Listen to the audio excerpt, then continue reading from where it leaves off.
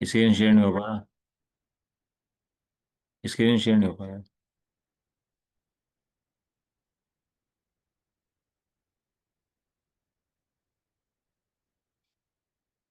फिर से मैं सार जी का शरीर शुद्ध ज्ञान अधिकार इसके अंदर चल रहा है अपना। और इसके अंदर गाथाएं चल रही हैं अपनी सांख्यमति को समझाने के लिए। सांख्यमति जो है कैसे कैसे वर्णन करता है। गाथाएं पढ़ लेते हैं कि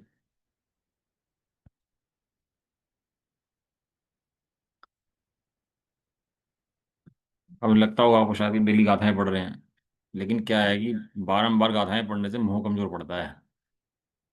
हम एज रिपीटेशन नहीं है, अपने ज्ञान का भाव करना है। रिपीटेशन तो खाने का भी है, मोबाइल का भी है, सब होगा रिपीटेशन तो हो रहा।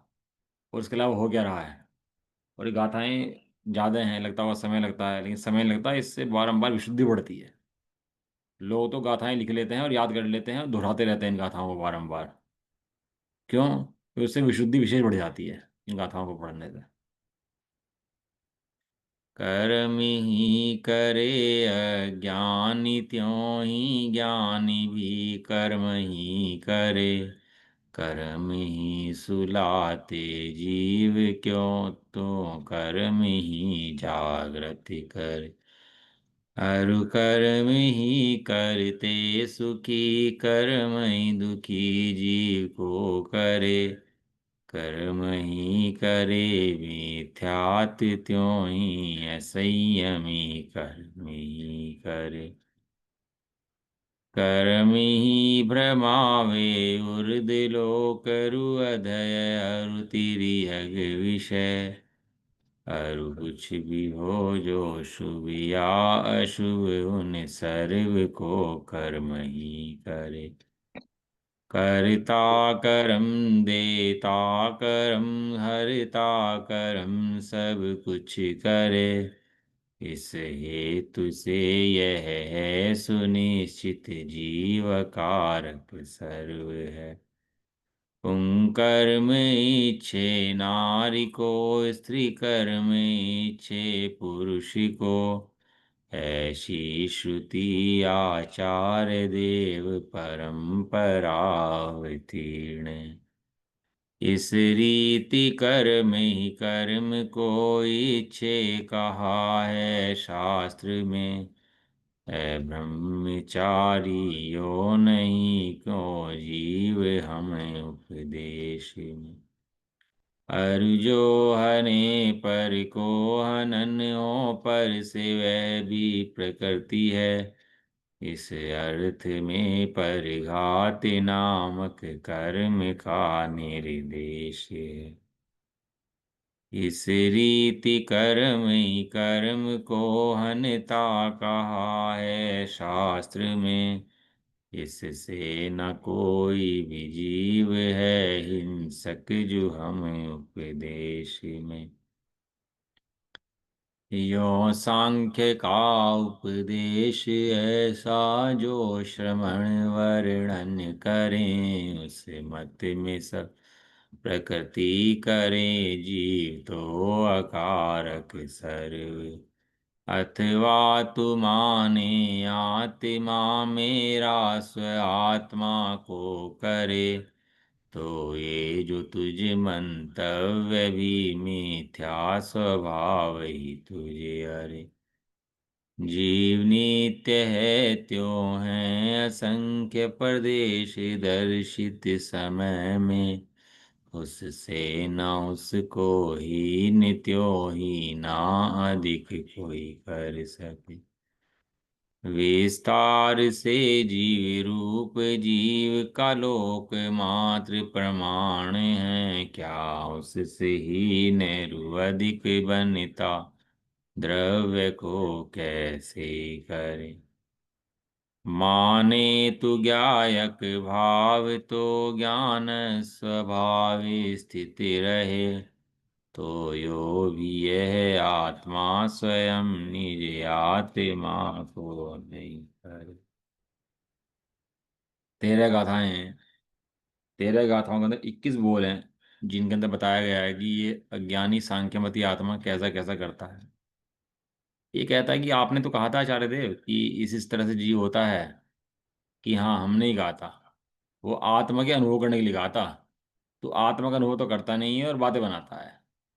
यदि तू आत्मा को जानता होता तो तू ऐसी बातें करता ही नहीं। लेकिन तू आत्मा को जानता नहीं है और ऐसी बातें करता है, तो कहते हैं सांख्यमति हो जाता है। अब जितने भी स्वच्छंदी हैं, कैसे भी खाओ कैसे भी पियो और सारा बोझा कर्मों के सिर पे लाद दो। जो भी करता है कौन करता है? वो कर्म करता है। सब गलती किसकी है? कर्म की है। वे सब कौन है? वे सब सांख्यमती हैं। 21 बोल के अंदर बताया इन्होंने कैसे कैसे करता है सांख्यमती। और 21 बोल किसी और के लिए नहीं है। अपने अंदर ऐसी अज्ञानता हो तो निकाल देनी चाहिए। सुबह को जल्दी उठना चाहिए। भाई कर्म का उदय है हमारे, तो हम तो उठ नहीं पाते। अच्छा खाना चाहिए, शुद्ध खाना चाहिए। भाई हमारे तो कर्म का उदय है अभी, हम तो कर नहीं पा रहे हैं, लेकिन कर्म का उदय आएगा तो हम कर लेंगे। ये सारा बोझा सिर पे लाद दिया किसके? कर्म हो गया। नंबर एक, कर्म अज्ञानी करता है, कर्म ज्ञानी करता है। दो बोला कि कर्म अज्ञानी करे और कर्म ही ज्ञानी करे। ज्ञानावरणी ज्ञान न देवे, ज्ञानावरणी ने कर्म को ढक रखा है, ज्ञानावरणी ने कर्म हर रखा है। तो कर्म अज्ञानी करता है, कर्म हट जाए तो कर्म ही ज्ञानी कर देता है। कर्म सुलाता है, कर्म जगाता है। चार बोलोगे, कर्म ही सुलाए और कर्म ही जगाता है। कर्म ही सुखी करता है, कर्म ही दुखी करता है। भाई जीव को सुखी दुखी नहीं होता। इसलिए बाल बोध की पाठशाला की परिभाषा में लेना पड़ा कि जीव किसे कहते हैं? जो जानता है, देखता है और सुख दुख का वेदन करता है। अब यदि ये परिभाषा में ना लिखो ना सुख दुख का वेदन करता है, और खाली ज्ञात दृष्टा मान ले और सुख दुख का वेदन कर्म को मान ले, तो इतने से वो सांख्यमति हो जाता है। यदि परिभाषा पूरी लिखी उसके अंदर कि सुख दुख का वेदन करता है। ज्ञानियों ने बड़े सोच समझ के परिभाषाएं बनाई। बहुत दिमाग आया होगा जब परिभाषा बनाई है। कहीं कोई भ्रांति रह ना जाए, उस भ्रांति को मिटाने के लिए परिभाषाएं बनी एक एक शब्द के अंदर मर में। अगला है मिथ्या दृष्टि भी कर्म करता है और असंयमी भी कर्म करता है। ये मिथ्या दृष्टि किसने करा? कि मिथ्यात्व नाम की प्रकृति है, उसका उदय आया तो जीव मिथ्या दृष्टि होता है। और जीव तो आकार अक्षुद्ध है। और जीव तो कभी मिथ्या दृष्टि होता नहीं। जीव तो सदाकाल अपने स्वभाव में रहता है। और मिथ्या दृष्टि कौन होती है? कर्म की प्रकृति होती है। आचार्य देव से पूछे, आचार्य देव अभी तो आपने चढ़ा के ले गई है अखंड शुद्ध आत्मा एक शुद्ध बुद्ध पर, और अभी आप फिर नीचे ले आए।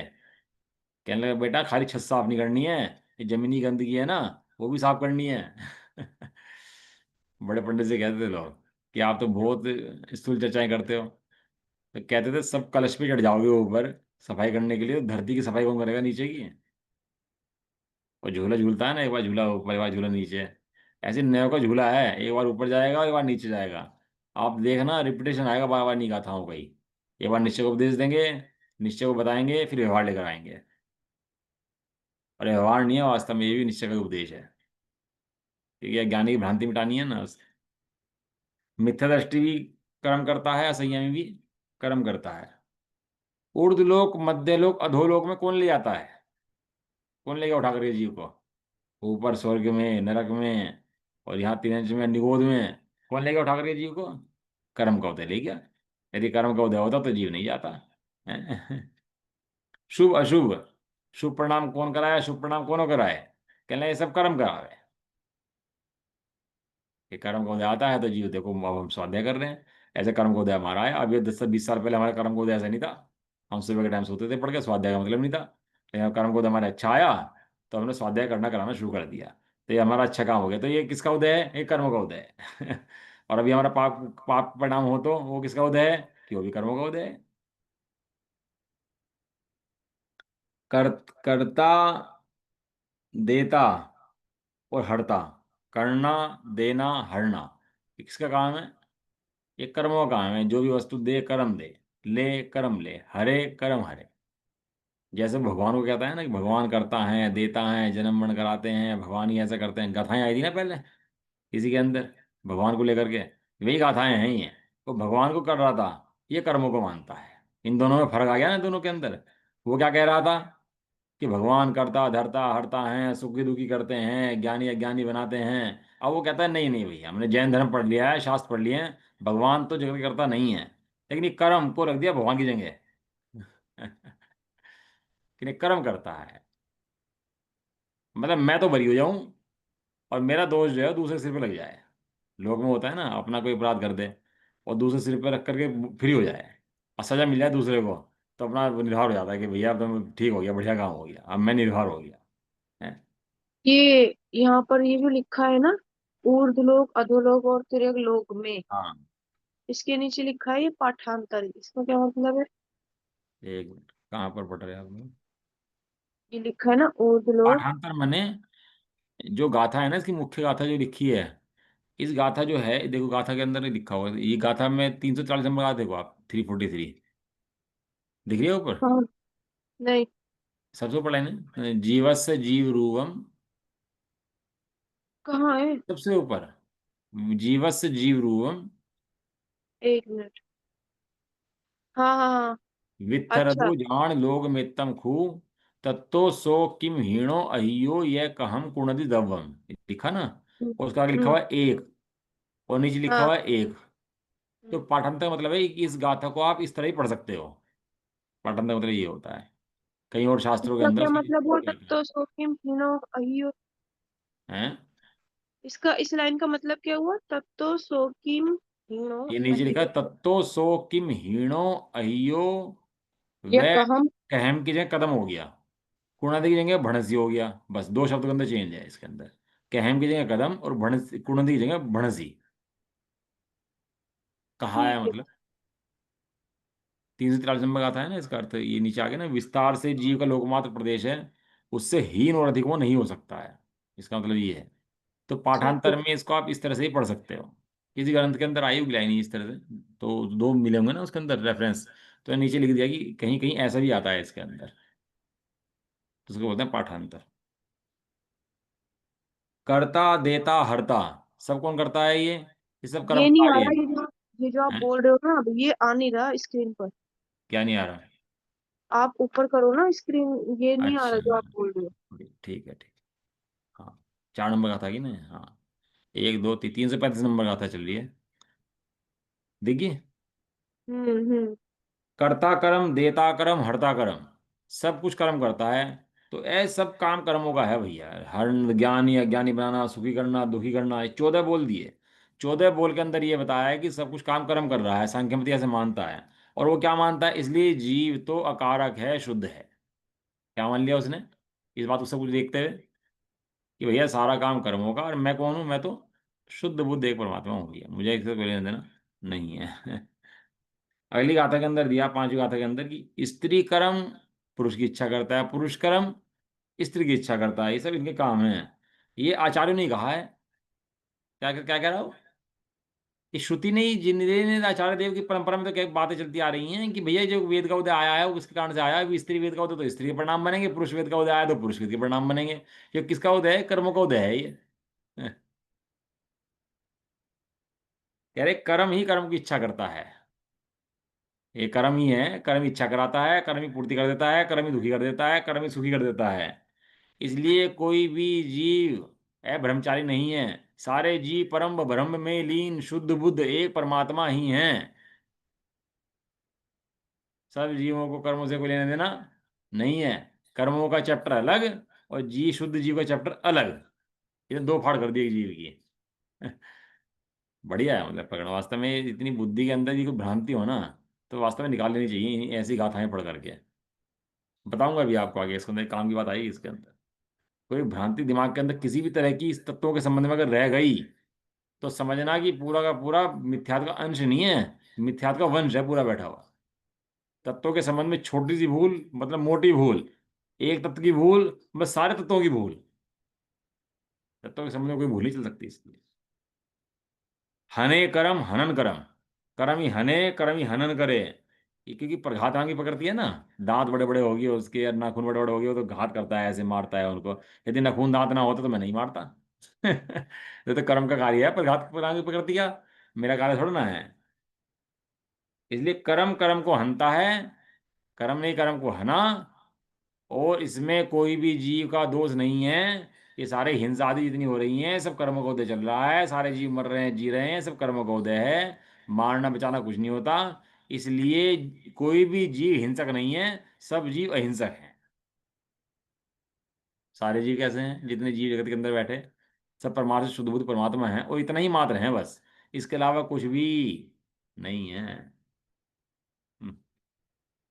आचार्य देव का उपदेश भी ऐसा है, लेकिन आचार्य देव अत्यंत करुणा करके उसको आत्मा की अनुभूति के लिए प्रेरणा करते हैं। कहते हैं कि मैं अपने आत्मा को अनुभव करता हूँ, और तू भी अपने आत्मा की अनुभूति कर।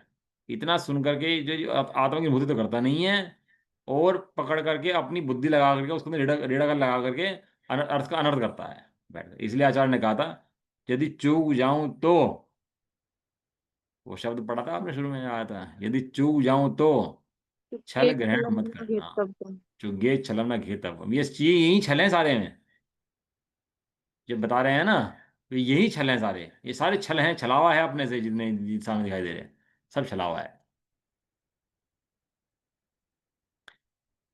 अगली गाथा में कहते हैं कि यदि कोई मुनि भी ऐसा मानता है तो वो भी सांख्यमति है। कोई यहाँ पे शर्म नहीं है कि मुनि को छोड़ दो भैया, मुनि मानते तो कोई बात नहीं है। कोई मुनि भी ऐसा मानता हो कि कर्म हटावे, कर्म बुलावे, कर्म जगावे, कर्म बिठावे, तो वो भी कौन है, वो भी सांख्यमति है। क्योंकि उनके मत में भी प्रकृति कर्ता हो गई और जीव कर्ता हो गया। कर्ता कौन हो गया सबका, कर्म प्रकृति। अजीव कैसा हो गया, अकर्ता हो गया। जीव को शुद्ध बुद्ध अपने को अलग रख लिया, और सारा दोष कर्मों के सिर पे मान दिया कि भैया तुम ही करो। हं, तुम ही करता, सिद्ध किसने बनाया, कर्म प्रकृति हटी तो सिद्ध बन गया। तो कैसे बनता। हम्म। अगला बोल लिया उसमें, आत्मा आत्मा करता है भैया, इन भाव कर्मों का करता आत्मा नहीं है। अगला जो बोल लिया ना इसके अंदर, कि मेरा आत्मा ही मैं, आत्मा ने आत्मा करता हूँ भैया, कहा है आपने ही, आत्मा आत्मा का उपादेय है, आत्मा आत्मा का करता है, कर्ता कर्म एक द्रव्य में घटित होते हैं, आत्मा आत्मा का ही करता है, और शुद्ध बुद्ध परमात्मा में हूँ, इसलिए मैं आत्मा का ही करता हूँ, अन्य भाव करता नहीं हूँ। तो ऐसा मानता है कि आत्मा आत्मा का करता है, यानी कि मैं मुझे बनाता हूँ, और भाव कर्म मेरे से कोई संबंध नहीं है। इन भाव कर्मों का संबंध किससे है, इन भाव कर्मों का संबंध कर्मों से है। तो भाई उन्हें तीन भेजे बताए थे ना, द्रव्य कर्म, भाव कर्म, नो कर्म। तो भाव कर्म जो लिया था ना, उसको भी द्रव्य कर्म के खाते में जोड़ देते हैं। उस भाव कर्म को भी द्रव्य कर्म के खाते में ले आके जोड़ देते, यदि ऐसी बात ना होती। लेकिन वहां शब्द जो लगा ना भाव, वो भाव आत्मा का है, और कर्म वे पुद्गल के हैं। लेकिन इससे तो इफेक्ट होता है ना, उसका नाम है भाव कर्म। वो कहता है मैं तो अपने आत्मा करता हूं, तो उसको समझाते हैं भैया, आत्मा का कर्ता कैसे है, आत्मा कितने प्रदेशी है, क्या संख्यात प्रदेशी है। लोक पूर्ण स्वभाव वाला है ना, लोग लोग जब लोग भर गया हो, जब प्रकाश से कमरा भर जाता है, लोक पूर्ण स्वभाव वाला है। तो प्रत्येक जीव कैसा है, लोक पूर्ण स्वभाव वाला है। क्या छोटा बड़ा हो सकता है क्या वो, कोई चाहे उसको छोटा कर दे, और कोई चाहे तू अपने आप को चाहे कि मैं छोटा कर दूं अपने आप को, और कोई चाहे कि मैं लोक से बड़ा कर दूं अपने आप को, तो कर सकता है क्या। इसे समझाते हैं कि तू कहता है आत्मा ने आत्मा को करा, तो तू जैसा आत्मा को करता तो छोटा बड़ा कर दे। लेकिन आत्मा तो नित्य है, और उसका प्रदेश भी निश्चित है, उसको कोई घटा बढ़ा नहीं सकता। इसलिए जीव का स्वभाव लोक मात्र है। तो तू जीव को क्या करता है, कैसे बनाता है, ये बता। तू जीव का करता कैसे है, वो तो बना बनाया अखंड परमात्मा है, तू उसको करता कैसे है, ये बता तू उसको।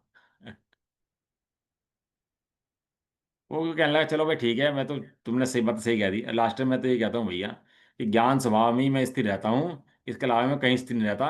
मैं तो ज्ञानी हूँ, परम मूर्ति परमात्मा हूँ, ज्ञान में मेरा मेरा स्थिरता है, और ज्ञान में स्थिर में रहता हूँ। है। तो ये कहते हैं ज्ञान स्वभाव को तूने बनाया है, कि ज्ञान स्वभाव अनादिकाल से है। तो कहते हैं ज्ञान स्वभाव रखता हूँ, ज्ञान स्वभाव रूप रहता हूँ।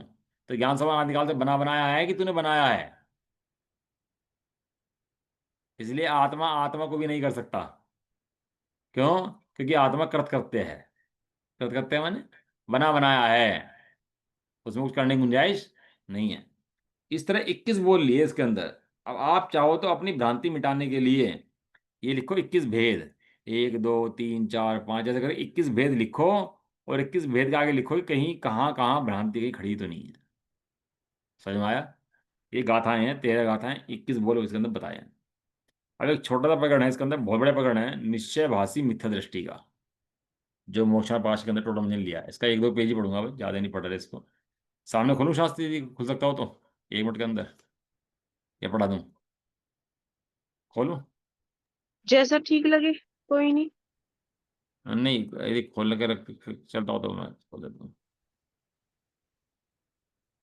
शायद सामने हो ना तो सही रहता है, पढ़ने में थोड़ा आसानी हो जाती है। एक मिनट, खुल जाएगा, देख लेते हैं। पेज नंबर है इसका 193, page number 193। Shweta, page number 192। ये 250, 240, 196। हाँ, ऊपर ही है। यार, आगे सामने नहीं आया। एक मुझे शेयर करना पड़ेगा।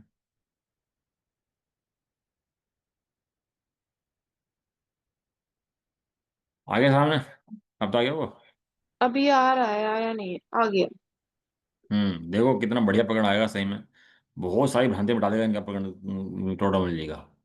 टोटोमल जी को नहीं पढ़ाना किसी ने तो तत्वों में स्पष्ट निर्णय उसका हो ही नहीं सकता। यदि तत्वों में स्पष्ट निर्णय चाहिए और तत्वों में शुद्धता चाहिए, निर्मलता चाहिए, सम्यक दर्शन में शुद्धता चाहिए, निर्मलता चाहिए, तो टोडरमल जी को पढ़ करके और प्रैक्टिकल प्रयोग कर करके श्रद्धान में से मोह आदि क्षीण करने ही पड़ेंगे, हटाने ही पड़ेंगे। इसके अलावा कोई उपाय नहीं है। कितने ही जीव निश्चय को ना जानते हुए, निश्चय को मतलब आत्मा को ना जानते हुए, निश्चय भास के श्रद्धा नहीं, जो आज निश्चय को नहीं जानता उसके निश्चयवाद खड़ा होगा। आत्मा इतना भाई थोड़ा ना है, आत्मा को जान लो इतने कि या तो आत्मा है तो देख सकते हो आत्मा को, कोई बड़ी बात तो है नहीं, प्रकट है, साक्षात है, सबको प्रकट है। अब वो आत्मा को तो देखे नहीं मोह के उदय के कारण से, अब वो बातें बनाने लग जाता है। पढ़ो किसी भी आत्मा की बात, कोई भी पढ़ा देगा। मतलब गली घूमता हुआ पढ़ा देगा आत्मा की बात तो। एक कल घूम रहा पार्क में और वो सुन रहा, आत्मा शुद्ध है, बुद्ध है, नून जानता, अखंड है, एक है तू, परमात्मा है, परमपिता है। तू तो बस कर जा जो कर रहा है, तू तो आत्मा है। ऐसे निश्चय को न जानते हुए निश्चय भाव के श्रद्धानी होकर अपने को मोक्ष मार्गी मानते हैं, अपने आत्मा का सिद्ध समान अनुभव करते हैं। आप प्रत्यक्ष संसारी हैं, भ्रम से अपने को सिद्ध मानते हैं। वह भी मिथ्या दृष्टि है, वही मिथ्या दृष्टि है। वह जीव भी कैसे हैं? अपने को है तो संसारी, और क्या मान लिया, मैं सिद्धों के समान शुद्ध बुद्ध एक परमात्मा हूं। अब देखो कितना बड़े गए, शास्त्रों में जो शुद्ध सिद्ध समान आत्मा को कहा गया है, जो निगोद में सोई, मुझ में सोई, मोक्ष मजार, वह द्रव्य दृष्टि से कहा गया है। पर्याय अपेक्षा सिद्ध समान वर्तमान में अभी नहीं है। जैसे राजा और रंक मनुष्य पने की अपेक्षा समान है, परंतु राजा पने और रंक पने की अपेक्षा से तो समान नहीं है ना। उसी प्रकार सिद्ध और संसारी जीवत्व पने की अपेक्षा समान है। जो श्रद्धा शुद्ध अपेक्षा बराबर कहा ना दोनों को, वो श्रद्धा अपेक्षा बराबर क्या है, कि वो श्रद्धा में दोनों के जीव द्रव्य आया है, लेकिन जो गुण स्थान के अंदर शुद्धता बढ़ेगी और जो पूर्ण ज्ञान प्रकट होगा, तो वो पर्याय के अंदर कर्मों की नहीं होगा, वो तेरी ही होगा। जो चारित्र की शुद्धता बढ़ेगी, ज्ञान की शुद्धता बढ़ेगी, श्रद्धा निर्मल होगा, वो पुद्गल का होगा कि तेरा होगा? गुण स्थान बढ़ेंगे नहीं बढ़ेंगे? सिद्ध गुण स्थान जाएगा नहीं जाएगा? या जिनवाणी के अंदर गलत लिख दिया ये बातें? उसी प्रकार वे दोनों जीवत्व पने की अपेक्षा समान हैं, परंतु सिद्ध पने और संसारी पने की अपेक्षा तो समान नहीं है। तथापि ये तो जैसे सिद्ध शुद्ध हैं वैसे अपने को शुद्ध मानता है, परंतु वह शुद्ध अशुद्ध अवस्था पर्याय है। इस पर्याय अपेक्षा भी समानता मानी जाए तो यही मिथ्या दृष्टि है। पूर्ण न माने तो मिथ्या दृष्टि, और वर्तमान अवस्था की अवस्था अपेक्षा से पूर्ण मान ले तो मिथ्या दृष्टि। नाना उपजती हैं कल्पनाएं मिथ्या दृष्टि की, दिमाग में बहुत तरह की कल्पनाएं उपजती हैं सब स्वभाव के बारे में। तथा अपने को केवल ज्ञान आदि का सद्भाव मानते हैं, परंतु अपने को क्षयोपशम रूप मति शुद्ध आदि ज्ञान का सद्भाव है। अभी क्या है? केवल ज्ञान के क्षयोपशम ज्ञान है, पांच ज्ञान के भेद। तो अभी कौन सा ज्ञान है?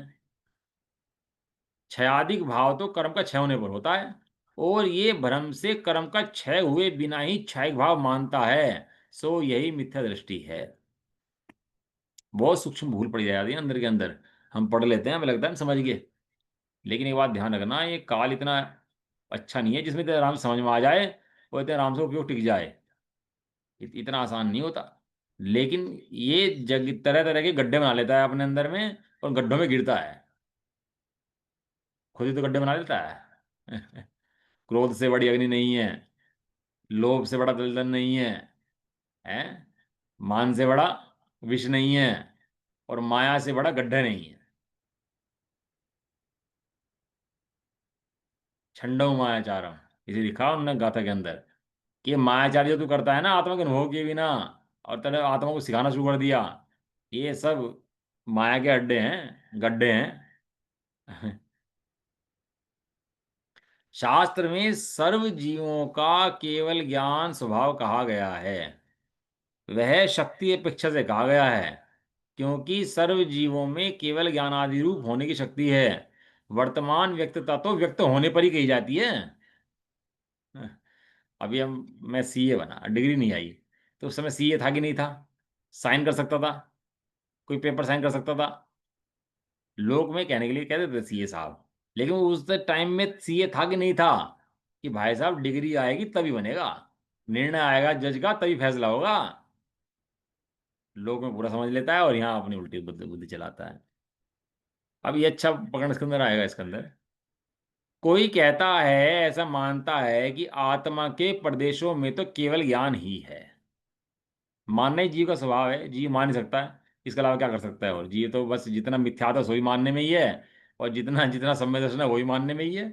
पढ़ तो सब रहे हैं, ज्ञान तो सबको है, लेकिन मानता क्या है? सारा खेल मानने का। कोई ऐसा मानता है कि आत्मा के जो प्रदेश है ना उनमें तो केवल ज्ञान भरा हुआ ही है, परंतु आवरण होने से प्रकट नहीं हो रहा, सो भ्रम है। क्या कहा? आवरण ने केवल ज्ञान को रोक रखा है, वो निकलना तो चाह रहा है लेकिन निकल नहीं पा रहा। तो कहते हैं ऐसा निश्चयभाषी पकड़ में ले रहे हैं ये सब बातें, ध्यान रखना, ये सब निश्चयभाषी पकड़ में उठा रहे हैं। ऊपर आवरण होने से प्रकट नहीं होता सो भ्रम है, यदि केवल ज्ञान आदि हो तो वज्रपटल आड़े होने पर भी वस्तु को जानता है, कर्म आड़े आने पर कैसे अटकेगा? कितना बढ़िया प्रकरण है। ज्ञान के आगे कोई पहाड़ आए, पेड़ आए, तो अटकता है क्या ज्ञान जानने से? अभी अपन को जानना हो भाई अपना पुराना मकान, तो ज्ञान में आ जाएगा नहीं आ जाएगा पुराना भविष्य अपना? कोई अटकाव किस तरह का? कोई अटकता है ज्ञान के अंदर? जब कोई अटक नहीं रहा है ज्ञान के अंदर, तो कह रहे हैं कि वो कर्म के आड़े आने पर कैसे अटक जाएगा? कोई पुद्गल उसको अटकाता नहीं है, यदि शक्ति है तो व्यक्ति हो जाएगी। इसलिए कर्म के निमित्त से केवल ज्ञान का अभाव ही है। क्या है केवल ज्ञान का? अभाव ही है। यदि इसका सर्वथा सद्भाव रहता तो इसे पारणामिक भाव कहते, परंतु यह तो क्षयिक भाव है। जो सदाकाल रहे वो पारणामिक भाव है, जीवत्व पारणामिक भाव है, लेकिन केवल ज्ञान वो पारणामिक भाव नहीं है। यदि सदाकाल रहता तो पारणामिक भाव होता। लेकिन ज्ञानावरण का है ना, तो ज्ञान पे तो आवरण ही है ना। हाँ, ज्ञान पावरण है ना। हाँ, तो ये कह रहे हैं कि ज्ञान पे वो केवल ज्ञान पे आवरण नहीं है, वो कह तो तो रहे है हैं ही आवरण नहीं। है। वो ये कह रहे हैं ना कि वो केवल ज्ञान का अभाव ही है। और कह रहे हैं निमित्त रूप से तो केवल ज्ञान आवरण है, लेकिन वास्तव में वहां ज्ञान का अभाव ही है, केवल ज्ञान का अभाव ही है। दोनों बातें कह रहे हैं ना। कोई ऐसा मानता है, कोई मतलब कोई सांख्यमती ऐसा मानता है, निश्चयवासी ऐसा मानता है कि आत्मा के प्रदर्शन में केवल ज्ञान ही है, और ऊपर आवरण होने से प्रकट नहीं हो रहा, सो भ्रम है। वो ये कह रहे हैं। क्यों? ऐसा क्यों ब्रह्म है? उसको ये लग रहा है कि आवरण होने से प्रकट नहीं हो पा रहा, लेकिन वास्तव में आवरण होने से प्रकट नहीं हो पा रहा, उसकी इस समय की योग्यता ही उतनी ही प्रकट होने की है, इसलिए। नहीं तो आवरण होने से ही तो प्रकट नहीं हो रहा क्या, इसीलिए तो कहा है ज्ञानावरण, ज्ञानावरणी कर्म। लेकिन वो निमित्त है ना। उपादान क्या है? ऊपर कहा था इन्होंने कि ये कहा था कि शास्त्रों में जीवों का केवल ज्ञान स्वभाव कहा है और शक्ति अपेक्षा है। सर्व जीवों में केवल ज्ञान की शक्ति है, वर्तमान व्यक्तित्व तो व्यक्त होने पर ही की जाएगी, इसलिए। एक लाइन इसके अंदर हो रही थी निमित्त रूप से, एक लाइन अच्छी आई थी, पढ़ेगा आया अपन इसके अंदर, क्यों निमित्त रूप से है। अभी देखो, अभी बढ़िया है, वो भूल गए देखो। अभी पढ़ी एक लाइन निमित्त रूप से है। इसलिए कर्म के निमित्त से केवल ज्ञान का अभाव ही है। कर्म का निमित्त आगे ना, कर्म का निमित्त, और केवल ज्ञान का अभाव है, वो निमित्त है। और कर्ता कौन है उसके अभाव रूप? ज्ञान, क्योंकि यदि वो सदा रहता तो प्राणिक भाव होता, परंतु क्षयिक भाव है। सर्वभेद जिसमें गर्भित है ऐसा चैतन्य भाव, सो पारणिक भाव है। इसकी अनेक अवस्थाएं मति ज्ञान आदि रूप हैं, केवल ज्ञान ज्ञान आदि रूप हैं। सो यह पारणामिक भाव नहीं है, इसलिए केवल ज्ञान का सर्वथा सद्भाव नहीं मानना। बहुत कोई मानता हो कि मैं तो भी केवल ज्ञानी हूं ना, अंदर से तो बैठा हूं, कर्म का आवरण तो आया हुआ है, लेकिन अंदर से मैं केवल ज्ञान से ही हूं, ऐसा जो मानता है उसके बारे में खुलासा दे रहे हैं निश्चयभाषी के प्रकरण में। और कह रहे हैं शास्त्रों में सूर्य का दृष्टांत दिया कि सूर्य के आगे बादल आ गया तो सूर्य का प्रकाश प्रकट नहीं होता, वैसे सूर्य के अंदर पूर्ण प्रकाश है। ये बहुत बढ़िया वो है, अपनी भ्रांति भी दूर होती है इनसे वास्तव में। सूर्य के आगे बादल आ गई है, सूर्य कैसा है कि सूर्य पूर्ण प्रकाशमान है। ये कह रहे हैं कि उसका इतना ही भाव लेना कि जैसे मेघ पटल होने पर सूर्य का प्रकाश प्रकट नहीं होता, उसी प्रकार कर्मोदय होते हुए केवल ज्ञान नहीं होता। तथा ऐसा भाव नहीं लेना कि जैसे सूर्य में प्रकाश रहता है वैसे आत्मा में केवल ज्ञान रहता है, क्योंकि दृष्टांत सर्व प्रकार से मिलता नहीं है। जैसे पुद्गल में वर्ण गुण हैं, उसकी हरित पीतादि अवस्थाएं हैं, सो वर्तमान में कोई अवस्था होने पर अन्य अवस्था का अभाव है। उसी प्रकार आत्मा में चैतन्य गुण हैं, उसकी मति ज्ञान आदि रूप अवस्थाएं हैं, सो वर्तमान में कोई अवस्था होने पर अन्य अवस्था का अभाव ही है। कितनी इंपॉर्टेंट बात आई। कोई मानता हो, जैसे मैं अब दृष्टांत दे देते हैं ना, तो दृष्टांतों से बड़ा दिक्कत हो जाती है। वो दृष्टांतों को सिद्धांतों में प्रयोग करने लग जाता है, वो वस्तु को भूल जाता है कि वस्तु का स्वभाव कैसा है। अभी तेरा स्वभाव केवल ज्ञान रूप नहीं है, तू स्वयं मति ज्ञान आदि रूप परिणम कर रहा है, कर्मों को उदय के कारण नहीं। तेरी स्वयं की योग्यता ऐसी है, उन पांचों में से किसी रूप परिणम करेगा। मैक्सिमम जीव को चार ज्ञान हो सकते हैं, और मिनिमम एक ज्ञान हो सकता है। और सब जीवों को दो ज्ञान तो होते ही हैं, मति और शुद्ध ज्ञान। तो उन ज्ञान में कौन परिणम करता है? एक इंद्रिय ज्ञान में कौन परिणम करता है? कर्म की तू। वहां ऐसा मत समझना कि जैसे दृष्टांत बादल का तू आ गया, उसके सामने बादल आए, वो सूर्य का प्रकाश नहीं हो पा रहा है, ऐसे तेरे आगे कर्म आ गए तो तेरा प्रकाश नहीं प्रकट हो पा रहा, लेकिन तू तो परिपूर्ण शुद्ध बुद्ध है। तेरी वर्तमान अवस्था में दोष हैं, तेरी वर्तमान अवस्था में राग आदि हैं। वो ये बात सिद्ध कर रहे हैं यहाँ पर। तथा कोई कहे कि आवरण नाम तो वस्तु को आच्छादित करने का है, केवल ज्ञान का स्वभाव नहीं है, तो केवल ज्ञान आवरण किस लिए कहते हो? ज्ञान आवरण किसे कहते हैं? ढकने को। तो ढकी तो रखा है उसने भाई, मेरे अंदर केवल ज्ञान स्वभाव ही अभी है, और कर्म आ गया तो मैं तीन लोग तीन काल को नहीं जान पा रहा। इसका नाम केवल ज्ञान आवरण का। वे ये बात सिद्ध कर रहे हैं कि ये जो हीन अवस्था है ना, वो कर्मों के कारण से नहीं है, वो तेरे स्वयं के कारण से है। वो बाहर में केवल ज्ञानावरण का नाम का कर्म खड़ा है, तो कहते हैं उसकी सिद्धांत ग्रंथों में कि केवल ज्ञानावरण नाम का कर्म खड़ा हुआ है। ये बात सही है, लेकिन केवल ज्ञानावरण के कारण तेरी अवस्था हो और तू परिपूर्ण हो, ऐसा नहीं है। बहुत बढ़िया भैया। उत्तर, यहाँ शक्ति है, उसे व्यक्त ना होने दे, इस अपेक्षा उसे आवरण कहा गया है। शक्ति तो है, उसे व्यक्त ना होने दे इसलिए आवरण कहा जाए कि ढक दे उसको। और शक्ति तो पूर्ण बैठी हुई है, वो ढक रखा खाली बस ऐसा नहीं। उस शक्ति को प्रकट ना होने दे अंदर जा करके उसकी, उसे कहा आवरण। ढकने का नाम नहीं, शक्ति को प्रकट ना होने दे उसका नाम आवरण कहा। जैसे देश चारित्र का अभाव होने पर घातनी की अपेक्षा अप्रत्यक्ष खानावरण कषाय कहा, उसी प्रकार जानना चाहिए। देश चारित्र का अभाव हो गया तो उसे क्या हुआ? अप्रत्यक्ष खानावरण कषाय आई। स्वभाव को देख नहीं रहा तो अनंतानुबंधी कषाय आई। तो ऐसे ही इसको कहना भैया, अनंतानुबंधी कषाय रूप परिणामन कोई कर्म नहीं है। वो तू स्वभाव को नहीं देख रहा, वही अनंतानुबंधी कषाय है। तथा ऐसा जानना, बस लास्ट पे है, ऐसा जानना कि वस्तु में पर निमित्त से जो भाव हो उसका नाम उपाधिक भाव है, और पर निमित्त के बिना जो भाव हो उसका नाम स्वभाव भाव है। पर वस्तु तो पर वस्तु है, पर वस्तु तो कहते नहीं कि मेरे तू अनुकूल भाव करके मत कर। पर वस्तु तो जड़ है, पर वस्तु तो नहीं कहते ना मेरे अनुकूल भाव कर। ये जीव स्वयं पर वस्तु के अनुकूल परिणाम करता है तो उसको उपाधिक भाव कहते हैं। और जब पर वस्तु को छोड़कर स्वयं अपने अनुरूप परिणाम करता है तो स्वभाव भाव कहते हैं। जैसे जल को अग्नि का निमित्त होने पर उष्ण बना हुआ, गर्म कौन हुआ? अग्नि की जल। अब वो गर्म जल को पिए, गोला है आग का, आग का गोला, भयंकर आग है, हाथ लगा लेगा उसको? उठा लेगा? ऐसे कह रहे हैं कि यदि अग्नि के निमित्त होने पर उष्ण बना हुआ, वहां शीतल पने का अभाव ही है, परंतु अग्नि का निमित्त मिटने पर शीतलता ही हो जाती है।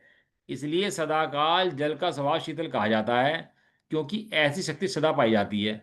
और व्यक्त होने पर स्वभाव व्यक्त हुआ कहा जाता है, कदाचित व्यक्त रूप होता है।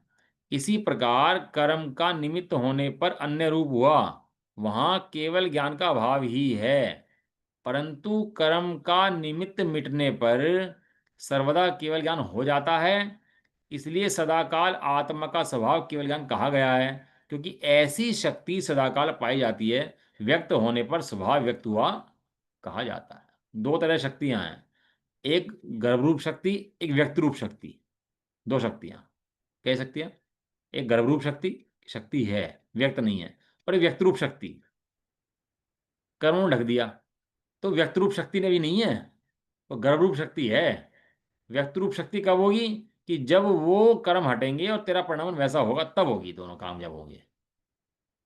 तथा जैसे शीतल स्वभाव के कारण उष्ण जल को शीतल मानकर पान आदि करे तो जलना ही होगा, उसी प्रकार केवल ज्ञान स्वभाव के कारण अशुद्ध आत्मा को केवल ज्ञान आदि मानकर अनुभव करे तो दुखी ही होगा। इस प्रकार जो आत्मा का केवल ज्ञान आदि रूप अनुभव करते हैं, वे मिथ्या दृष्टि। समझ में आया? सांख्यमति किसे कहते हैं? हम्म। अब वो दृष्टांत पढ़ लिया कि मेघ का, पटल का, सूर्य का, पानी का और लोहे का, कि भैया अग्नि भिन्न है और पानी भिन्न है, जल भिन्न है, अग्नि भिन्न है।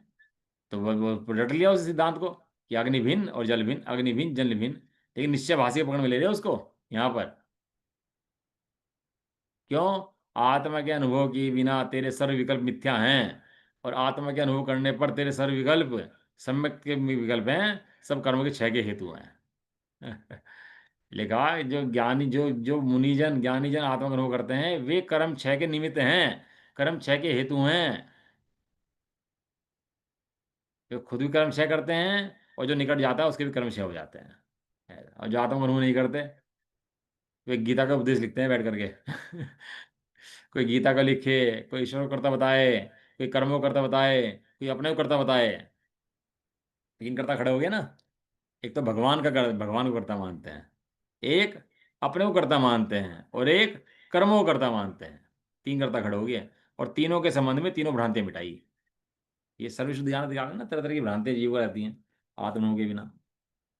अपने को कर्ता मान ले तो समस्या, कर्ता ना माने तो समस्या, भगवान को कर्ता माने तो समस्या, कर्म को कर्ता माने तो समस्या, कर्ता ना माने तो समस्या। कहना तुम्हारा समझ में नहीं आ रहा कि भाई तू जब तक आत्मा का अनुभव नहीं करेगा, ज्ञान का अनुभव नहीं करेगा, तेरे समझ में कोई बात आ ही नहीं सकती वास्तव में। इसलिए सर्वप्रथम क्या करो? प्रथम आत्मा का निर्णय करो, ज्ञान का निर्णय करके आत्म अनुभवी हो, तो तेरी सब समस्याओं का समाधान होगा। वरना एक भी समस्या का समाधान होने वाला नहीं है, तो मान्यताएं तरह तरह ही करता रहेगा ऐसा। चलो, है ना, बाकी चर्चा अपन लोग कल कर। निज निधि निज में बताई है, अनंत उपकार है उसके लिए, जिन वाणी माँ को वंदना। नौवाणोकार मंत्र।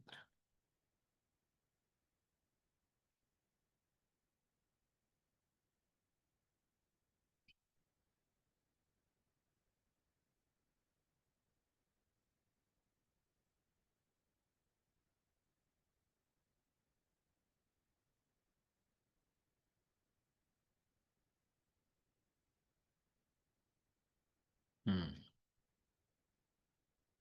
एक पैरा और पढ़ लो इसके बारे में। तथा रागादिक भाव अपने को प्रत्यक्ष होने पर भी भ्रम से आत्मा को रागादिक रहित मानते हैं। सो पूछते हैं कि रागादिक तो होते दिखाई देते हैं, ये किस द्रव्य के हैं? यदि शरीर या कर्म के अस्तित्व में हो तो भाव अचेतन हो जाएंगे और मूर्तिक हो जाएंगे। परंतु ये रागादिक तो प्रत्यक्ष चेतनता सहित अमूर्तिक भाव भाषित होते हैं, इसलिए ये भाव आत्मा ही के हैं। चार बहुत करना भैया इस बातों के बारे में। जय प्रदर्शन माता की जय हो। महान जैन धर्म की जय जय हो। एक साथ जय बोलिए हो। जय जय। जय एंड कर दो भैया क्लास ये। जय।